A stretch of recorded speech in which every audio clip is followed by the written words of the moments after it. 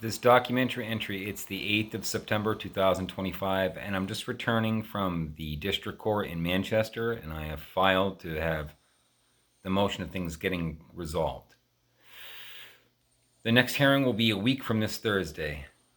The point of the entry today is a conversation with an individual that gave me the ride, and how remaining calm is key, and sometimes it's impossible when facing this level of violations. And what I'm attempting to communicate to the public on a daily basis, and I'm going to do my best to remain with some etiquette and no profanity, because I've made enough videos and there's plenty for me to look back at and recognize the truth of what's happened. So with my brain injury and inability to make new long-term visual memory, since a decade ago, I remember life as if I was blind.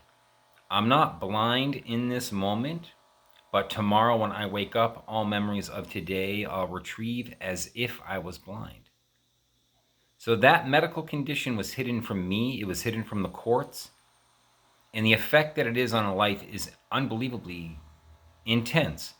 So me not knowing I had this condition, the people that lied to the court while I was the patient of St. Joe's, and the documents show who those people are, being Tim Donovan of Monadnock Developmental Services, representing a traumatic brain injury contractor and the vendor for Robin Hill Farm.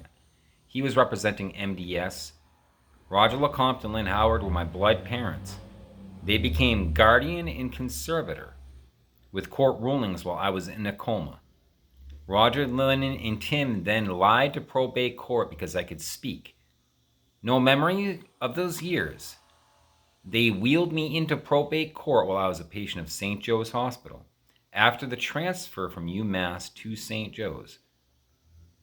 So the simple irritation I summarize daily with human rights violations have been arranged by my blood parents working with a contractor in New Hampshire, living in Peterborough, and they collectively were attempting to prevent traumatic brain injury recovery and not be questioned for thefts of insurance settlements, established construction company equipment in my 3-bedroom home.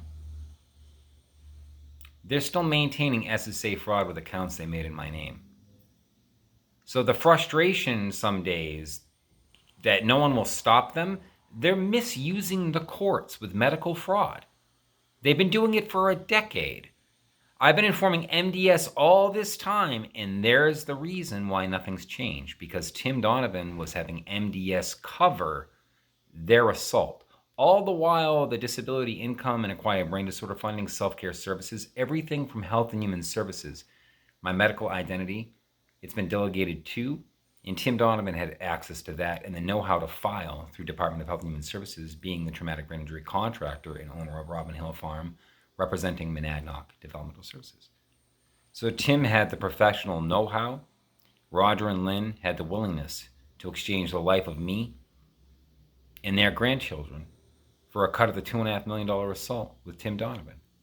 They're maintaining theft from my bank accounts to this day, and they're all being assisted now by Southern New Hampshire Housing Services that refuses to acknowledge the timeline of unlawful rulings and how they occurred.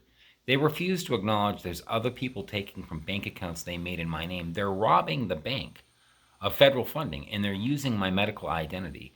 Southern New Hampshire Housing Services tells me that that's not their problem and that I'm going to be further violated for complaining about it.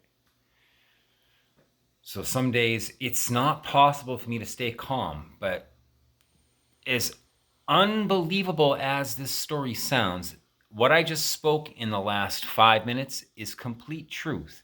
The documentation these people have filed and continue filing, the false broadcast by WMUR, and the years I'll never remember, my partial paralysis miraculously recovering, my inability to make new visual memory, the paralysis preventing me from administrative duties because I can't do transportation on my own, I can't do administration on my own. My medical condition hidden from court proceedings since the patient of a hospital in New Hampshire is how Roger LeCompte, Lynn Howard, and Tim Donovan attacked me and my kids, stole my 3-bedroom home insurance settlements, liquidated the business, ongoing SSA, and the handful of people that helped them earn the checks that they had me sign in the years I don't remember. The blatant and grotesque obviousness of organized human rights violations and the innocent, ignorant theatrical performances ongoing by people still misusing the courts to assist those that have been misusing them for a decade. The polite days are over, and so are the venting days. Moving forward, I would very much like to talk to the public seriously like this with the Maha movement. To make America healthy again, we also need to make America honest again. It's an H. And that begins with the agency employees that are tax funded and trusted, and they're organizing misuse of the courts to create systematic dysfunction targeting patients of hospitals for theft of assets. They're deliberately preventing recovery of people and destroying lives for theft. So because New Hampshire courts continue protecting these New Hampshire employees attacking, it needs public attention, and clearly it needs federal protection of our vulnerable.